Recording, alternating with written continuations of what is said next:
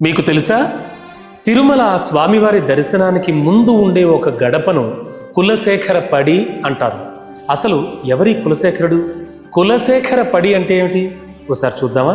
చరిత్రలో ప్రసిద్ధి చెందిన 12 మంది ఆళ్వారుల్లో ఒకరుగా, శాశ్వతంగా ఒక చరిత్రగా పురాణేతిహాసాల్లో నిలిచిపోయిన గొప్ప చక్రవర్తి కులశేఖర ఆళ్వారు.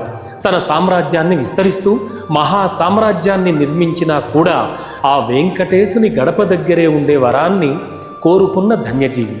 ఘన చరిత్ర కలిగిన రాజవంశమైన చేర రాజుల వంశంలో దృఢవరతుడు అనేటువంటి ఓ రాజు పరిపాలిస్తూ ఉండేవాడు. ఆయనకి ఎంతకీ పిల్లలు కలగకపోవడంతో బెంగతో ఆ శ్రీమన్నారాయణుణ్ణి వేడుకున్నాడు. ఆ స్వామి కరుణించి శ్రీరామచంద్రమూర్తి జన్మ నక్షత్రం అయిన పునర్వసు నక్షత్రంలోనే ఒక సుందరాకారుడైన కుమారుడు కలిగాడు.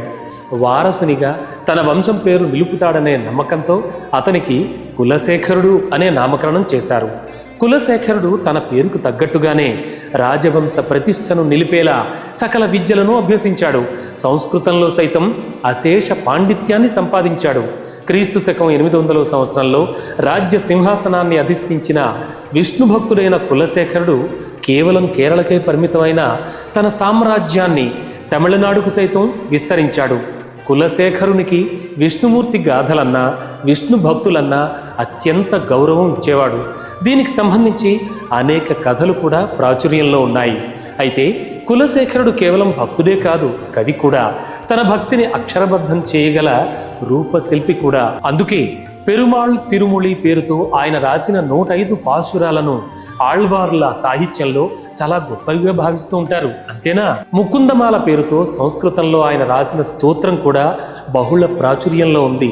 అలా కులశేఖరుడు సాహిత్యంలో తన స్థానాన్ని సుస్థిరం చేసుకున్నాడు. అయినా సరే ఆ స్వామిపై ఉండే భక్తితో, తపనతో తనివి తీరక నిత్యం ఆ విష్ణుమూర్తిని చూసుకుంటూ ఉండే అదృష్టాన్ని ఇవ్వమనే వరం కోరుకున్నట్ట. దీంతో పవిత్ర తిరుమలలోని ఆ శ్రీవారి గర్భగుడి ముందు గడపగా ఉండే దివ్య వరాన్ని పొందాడు.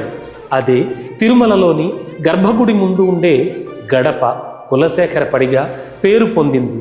అంతటి మహాభక్తిపరుడు కులశేఖరుడు. ఓం నమో వెంకటేశాయ.